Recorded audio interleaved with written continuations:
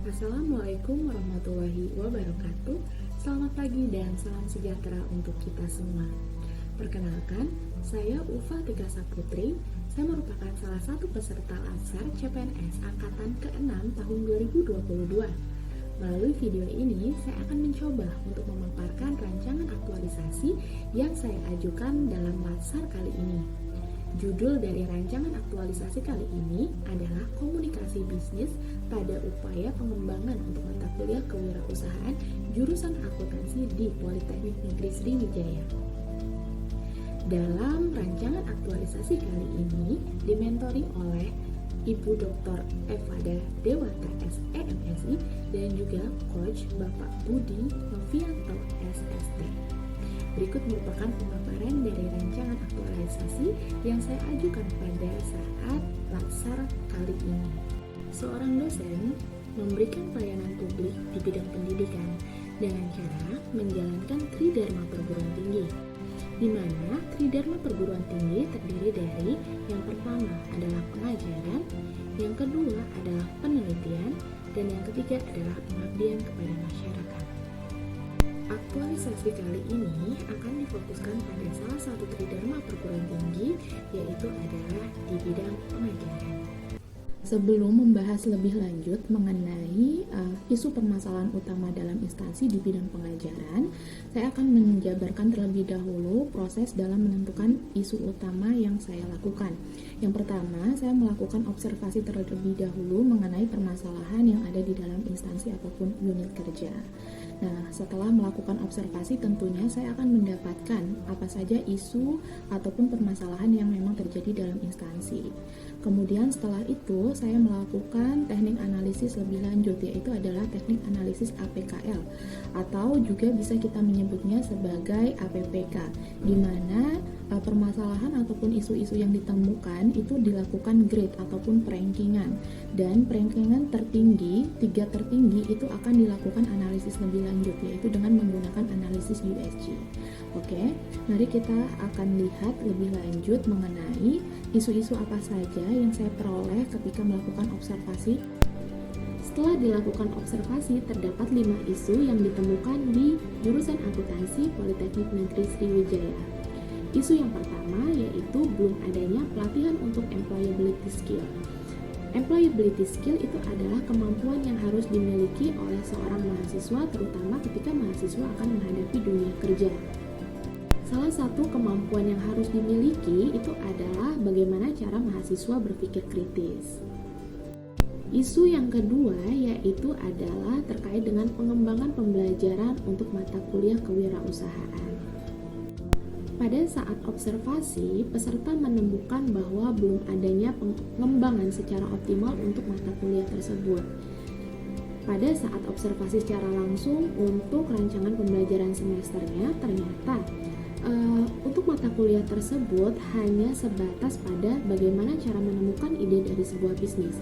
Padahal di dalam berwirausaha itu memiliki proses yang cukup panjang.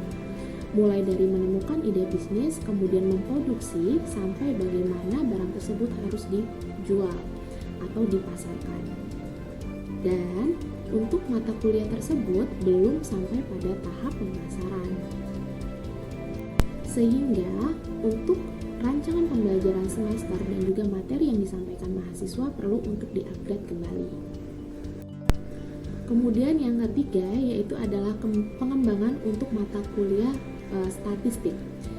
Mengapa? Karena statistik itu sangat diperlukan bagi mahasiswa, terutama untuk mahasiswa tingkat akhir yang akan menjadi bekal mereka dalam melakukan analisis data pada semester untuk membuat tugas akhir ataupun pembuatan skripsi mereka.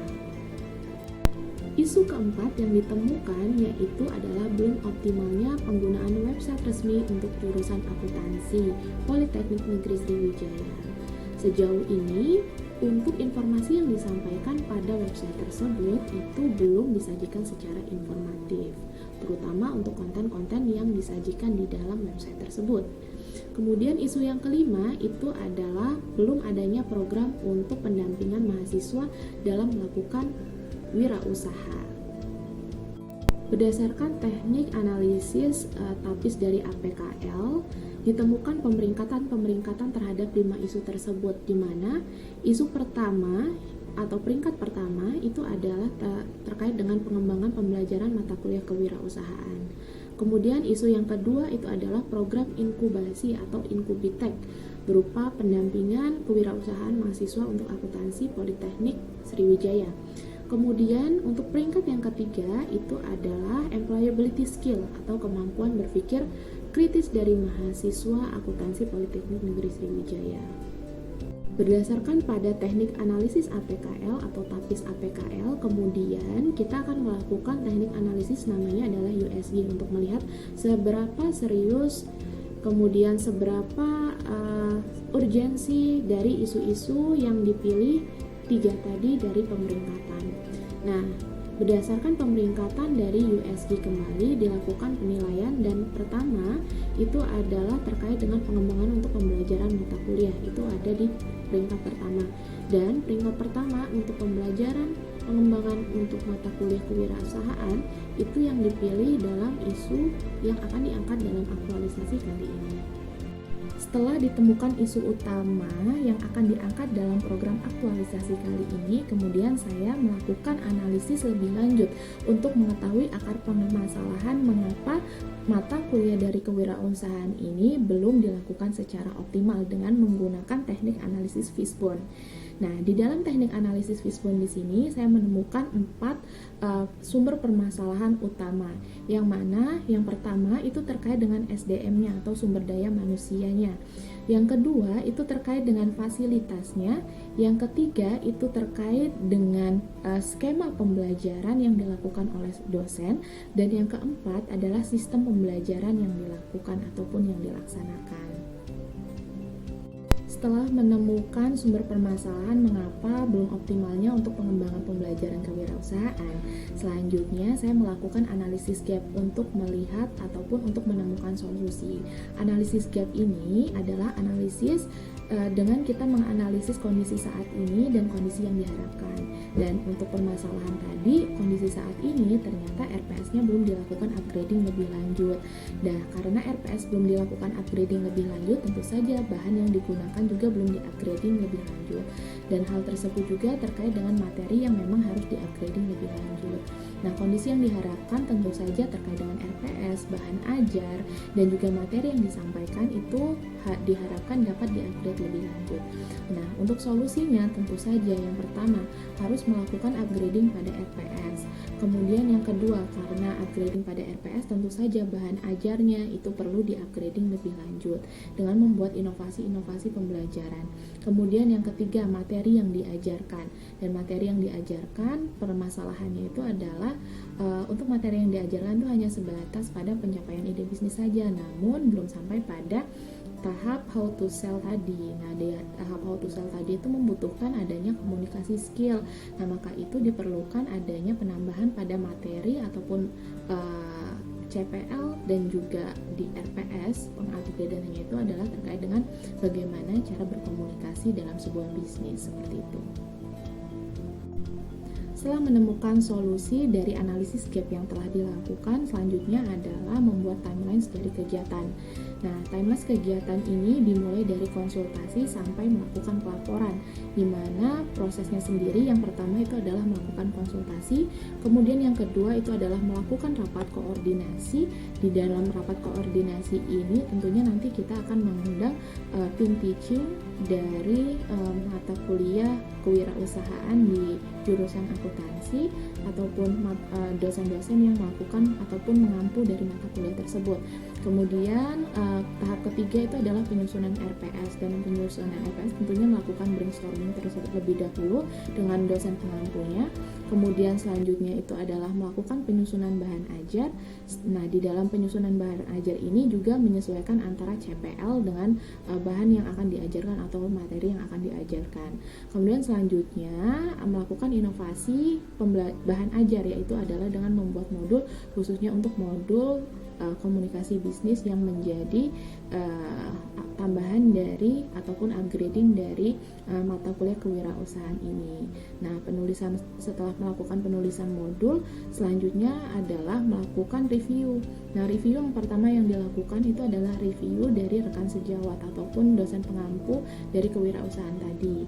Nah, setelah itu melakukan pengujian. Nah, di pengujian ini adalah uji coba yang mana nanti akan disampaikan materi ini kepada mahasiswa, dan kemudian mahasiswa nanti akan melakukan respon apakah materi ataupun modul yang disampaikan itu mudah untuk dipahami atau tidak.